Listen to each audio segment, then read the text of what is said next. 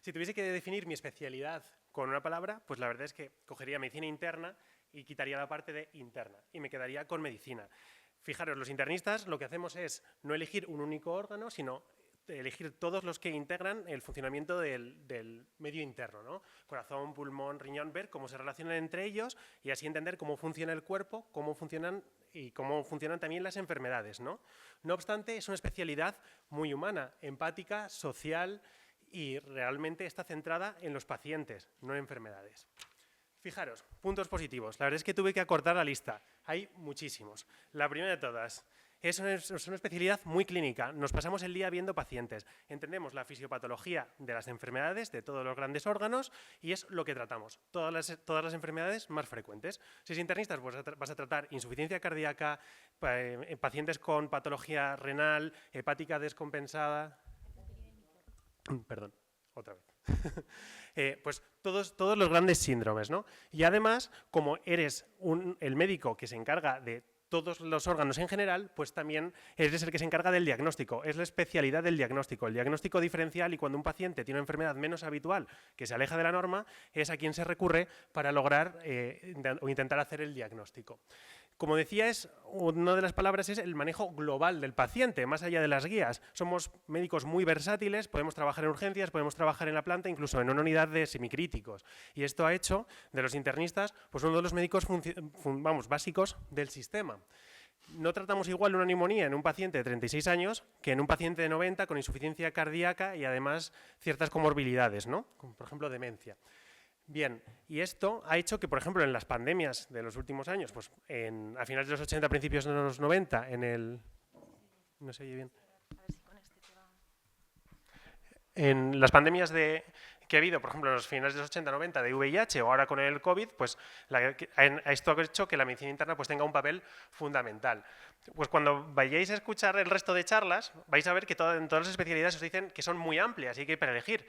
Pues imaginaos en medicina interna, ¿no? Realmente tienes la amplitud de todo y eso es una gran ventaja porque además de tratar todos los síndromes más importantes y más frecuentes del hospital y ser capaz de diagnosticar enfermedades menos frecuentes, pues hay un montón de subespecialidades más allá de autoinmunes o infecciosas en la que vas a poder centrarte si es lo que te gusta.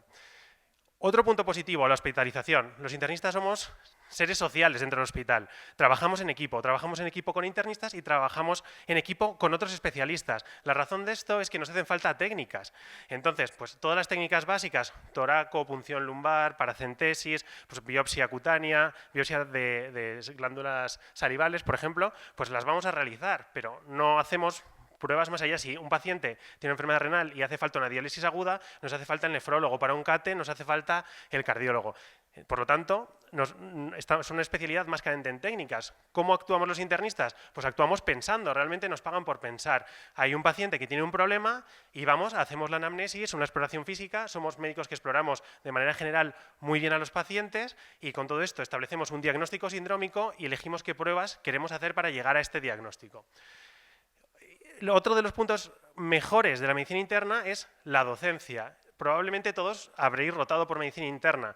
¿Por qué? Pues porque es donde se aprende a hacer este proceso deductivo del diagnóstico que tiene que hacer todo médico. Entonces, si os gusta la docencia, pues va a ser un lugar en el que no os van a faltar estudiantes. Cuando seáis residentes mayores vais a tener residentes de todas las especialidades. En urgencias vais a tener residentes de todas las especialidades también. Y, por supuesto, de adjunto, pues mucho más. Si a alguien le gusta la investigación, también hay campos y ramas de investigación. No obstante, es muy importante saber que es una especialidad clínica y que la base del día a día es ver pacientes y ayudarlos. Los puntos negativos. Bueno, pues ¿puede ser desconocida? Pues si no tenéis amigos en el ámbito médico, pues probablemente no van a saber nunca a qué os dedicáis, ¿no? Nadie tiene duda de que es un cardiólogo. Yo soy de pueblo, cada vez que vuelvo mis amigos me preguntan que si ya opero. Pues bueno, persistentemente esto os va a ocurrir. No obstante, en el hospital yo creo que somos médicos bastante bien reconocidos y valorados.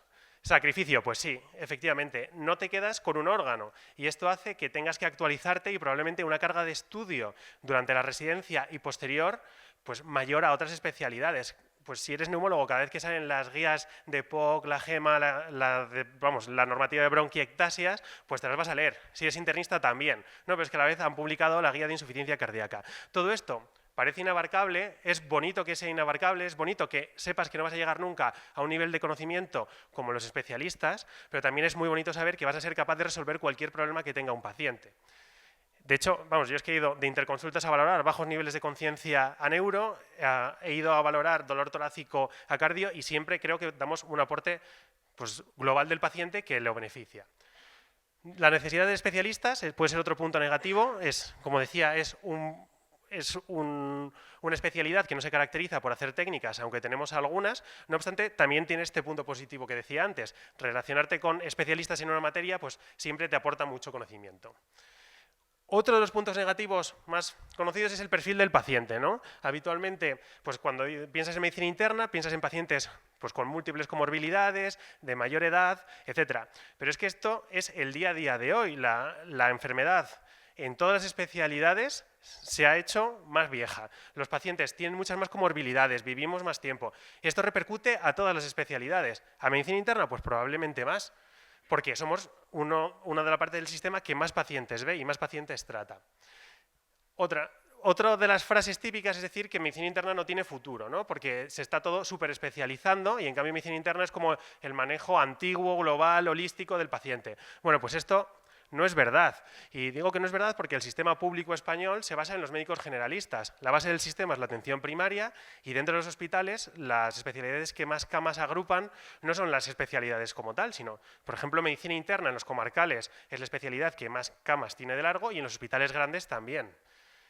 Y uno de los mayores puntos negativos son las guardias. Son muchas y habitualmente son muy sufridas, pero esto vamos a hablar en la siguiente diapositiva. Fijaros. Esta es la diapositiva más importante de todas para aquellos que os estéis planteando hacer medicina interna. La primera pregunta que viene a la mente es ¿hospital grande o hospital pequeño? Y la realidad es que no hay una respuesta correcta a esto. Lo más importante es el peso que tenga medicina interna. Si tú estás en un hospital comarcal, interna lleva muchísimas camas y eres capaz de ver patología de todo tipo, vas a salir excelentemente formado. Si estás en un hospital grande e interna mantiene su peso, también. ¿Dónde pueden venir los problemas? Y tenéis que fijaros bien en la elección. Puede venir si, por ejemplo, en insuficiencia cardíaca solo ves FEBI preservada, porque toda la FEBI deprimida se ingresa en cardio. No ves hepatitis. ¿Por qué? Porque va digestivo. Y se asume que esa parte de formación la vas a tener cuando rotes por las distintas especialidades. Pues evidentemente, si estás en un hospital puntero con un servicio excelente de digestivo, tu rotación por digestivo va a ser muy buena. No obstante, no vas a ver estos pacientes en tu día a día. ¿Hay hospitales grandes en los que medicina tiene un peso importante? Pues sí. ¿Cómo podéis deducir esto cuando vayáis a preguntar? Preguntando el número de camas que lleva. Preguntando, oye, ¿la unidad de insuficiencia cardíaca la lleva solo cardio o es conjunta, cardio e interna? Preguntando si hay alguna patología que no ingresa de manera sistemática en el hospital. Por ejemplo, si tú eliges un hospital grande que tiene que es de referencia en un montón de especialidades, pero interna mantiene un buen peso, tu formación va a ser igual de buena al valorar un montón de patología que si estás en un hospital pequeño. ¿Qué ocurre con los pequeños? Pues que no suelen tener estos servicios tan punteros, pero lo compensan con rotaciones en hospitales que sí lo son. Por ejemplo, puede que tu hospital no tenga una unidad de infecciosas, pero suplen esto haciéndote rotar 6 meses en uno de los mejores hospitales de infecciosas. Bueno, pues es una muy buena solución, porque además cuando vuelvas a tu hospital vas a ser el que lleve las enfermedades infecciosas. Bien, lo segundo, el número de pacientes. El internista pasa su día viendo pacientes. Para salir bien formado tienes que ver muchos pacientes. ¿Cuál es el número? Bueno, pues me cuesta poner uno. Yo diría que en torno a 8 o 9 pacientes en la planta de hospitalización es un número con el que puedes salir muy bien formado, ver muchísima patología, dando tiempo a salir a la hora y dando una muy buena atención al paciente. Yo huiría de servicios en los que estén sobresaturados y de repente te digan, no, es que llevamos 15. Bueno, pues puede ser muy difícil dar una adecuada atención al paciente llevando 15, o bien es que vas a salir muy tarde, ¿no? Y entonces se compromete tu vida privada. Vale. Punto crucial, las guardias. Yo cuando estaba ahí a punto de elegir, yo lo que pensaba era, bueno, todo el mundo tiene que hacer guardias, todo el mundo dice que son horribles y no pasa nada, porque voy a ser capaz perfectamente de organizarme como el resto, porque van a ser unos pocos días al mes. Bueno, pues esto es mentira. Es mentira porque son muchísimos días al mes. Los programas formativos dicen entre 4 y 6 guardias. Habitualmente pues suelen ser 5 o 6 guardias. Si esto lo extrapolas a lo largo de toda la residencia, 5 o 6 guardias son 60 al año. son 5 años de especialidad, son 300 guardias. Entre guardias y salientes te pasas 2 años. Entonces, las guardias tienen un peso fortísimo en tu formación y tienes que elegir un lugar en el que las guardias sean buenas. Sean buenas porque veas muchos pacientes, pero sean guardias buenas porque también te permiten valorarlos de forma íntegra, con calidad y darles un buen tratamiento y una buena atención a esos pacientes. Entonces, puntos clave. La única cosa superior de toda la guardia, tienen que librarse. Si no se libran, la calidad de vida está completamente mermada. Después, tenéis que fijaros en si hay supervisión y si se parte la noche. A cualquier especialista, a cualquiera, que le preguntéis os va a decir que sus guardias son malas. ¿Por qué? Porque uno se acostumbra a las guardias que hace y habitualmente pues, llega a la conclusión de que en cuanto es un poquito peor un día, ya son malas. Bueno, fijaros, preguntad datos objetivos, preguntad cuántos pacientes se ven. Hay hospitales que en consultas ven 12 pacientes y hay hospitales que en consultas cada médico ve 60. Preguntad si se parte la noche, preguntad si está supervisado, si hay un adjunto por la noche o si siempre tienes un residente mayor que pueda hacer esas funciones de supervisión. Otra cosa en la que hay que fijarse es la proporción urgencias interna. Habitualmente de residente pequeño se hacen más guardias de urgencia y el ratio se cambia cuando eres residente mayor. Yo recomiendo que esto sea así y probablemente que siempre haya guardias de urgencia hasta el final, ¿no? Que hay algunos hospitales en los que de residente mayor únicamente haces guardias de interna. Y el último punto fundamental para elegir el lugar es el ambiente. Pensad que vais a ir 5 años a un lugar en el que os vais a pasar 8 horas cada día. Entonces, hablad mucho con los residentes, hablad con residentes de todos los años, hablad con adjuntos.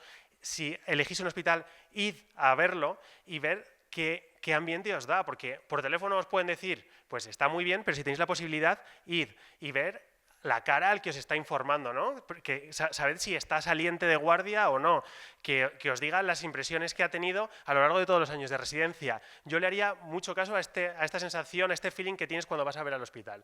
Y después, pues seguro que todos vais a preguntar por la docencia, por la supervisión, si hay sesiones, si os gusta mucho una cosa en concreto, por ejemplo, infecciosas, pues intentad que tenga una buena unidad de infecciosas, pero yo creo que todo esto es secundario. Lo más importante son las 4 cosas, o las que yo más caso haría, son las 4 de arriba. Bien, la residencia, las rotaciones. Media residencia suele ser interna y media residencia suele ser fuera de ella. ¿Por dónde se rota? Bueno, pues por todas las médicas, cardio, neumo, diges, neuro, nefro. Ni un solo programa de España tiene todas. ¿Hay algún problema con esto? No. No supeditéis 5 años de formación a que no rotéis un mes por radiología. Habitualmente, si te falta una de estas rotaciones, suele estar suplido. Lo que tenéis abajo es un ejemplo, ¿no? Que es el programa que seguimos nosotros en el 12. Fijaros, no se rota por urgencias. ¿Hay algún problema? Pues no. Si haces 5 guardias al mes de urgencias de R1, pues si sumas las horas es mucho más que una rotación estándar. ¿Por dónde se rota? En interna. Pues por planta de hospitalización, que es el grueso de las rotaciones, después por consultas, que suelen ser generales y monográficas, esto puede cambiar en función de los hospitales, por interconsultas, y habitualmente pues tienes un hueco bien destinado a infecciosas y autoinmunes de las que vamos a hablar ahora. La oferta de plazas, pues como decía, el sistema español se basa en un sistema generalista. Somos la tercera que más plazas tenemos. ¿Después de quién? De medicina de familia y después de pediatría. Se suele acabar más o menos tarde y es muy agradecida a la hora de elección, porque como os decía, no nos hace falta una técnica concreta. Para formarnos nos hacen falta pacientes. Entonces, en casi cualquier hospital, la formación que va a tener el internista va a ser muy buena, porque pacientes va a haber. Opciones al terminar. Lo más habitual es la planta, también hay consultas. Si alguno está interesado en la privada, hay mucha oferta en la privada. Ahora yo os aseguro que nos vais a hacer ricos. He puesto 3 opciones de otro color porque son un poco especiales. La primera es urgencias. Habitualmente los internistas están excelentemente formados en urgencias porque pasan mucho tiempo allí y porque además vemos, además de patología habitual, vemos patología muy grave y solemos tener un buen manejo derivado de nuestro manejo del día a día. Otras opciones, si a alguien le gusta urgencias, pues desde atención primaria, ¿no? Son como las 2 más grandes. Si a alguien le encantase urgencias y se lo plantea y se plantea hacer interna para acabar en urgencias, que intente elegir una puerta única. Una puerta única significa que ves todos los pacientes que llegan, que el oftalmólogo no ve los casos de ojos, que el otorrino no ve los casos de otorrino, que el dermatólogo no ve los de derma. ¿Por qué? Porque de internista vas a estar excelentemente formado en el medio interno. No te va a dar miedo el TEP, no te va a dar miedo el infarto, pero ojo, que no vas a ver trauma en tu residencia. Entonces, si lo que quieres hacer es hacer urgencias, busca una urgencia en la que veas trauma, ojos y todas estas especialidades que se te pueden quedar fuera. Primer warning, autoinmunes. Si te vas a meter a interna para hacer autoinmunes, es muy difícil, y lo tienes que saber, que acabes trabajando de autoinmunólogo. Hay muy pocos hospitales en España en los que autoinmunes lo lleve interna. ¿Quién lo lleva? Reuma. Hay una especialidad que se dedica a las enfermedades autoinmunes. Si de verdad lo que más te gusta son las autoinmunes, probablemente lo que tienes que elegir es reuma. No tanto es así con infecciosas. Sabéis que no hay especialidad de infecciosas, entonces la forma para llegar es desde interna. Ahora bien, a todos los internistas nos encantan las infecciosas, pero no hay tantos puestos de infecciosas, entonces no es tan fácil llegar, y esto va acompañado habitualmente de hacer una sobreformación. Habitualmente se hace un fellow, que son 2 años, o vas de becario a un servicio de referencia, a partir del cual luego puedas conseguir un puesto de infectólogo. Las opciones después pues son muchísimas. Yo os dije que era muy amplia. Te puedes dedicar a paliativos, consulta de insuficiencia cardíaca, tropicales, VIH, diagnóstico rápido. La lista es infinita. Si alguien está interesado, pues puede teclear Sociedad Española de Medicina Interna y ahí te salen todas las opciones. Y si a alguien le gusta esa investigación, pues desde luego becas, tesis y todo llueven cuando acabas la residencia, ¿no? Especialidades afines, pues todas las médicas, la verdad. Ahora bien, yo aquí pondría el segundo warning.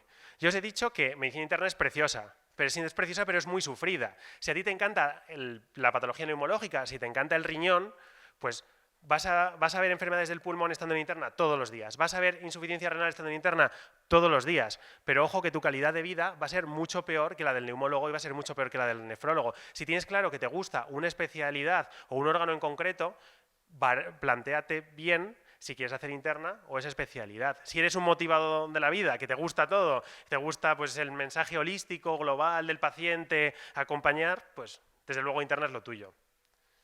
Y con esto termino.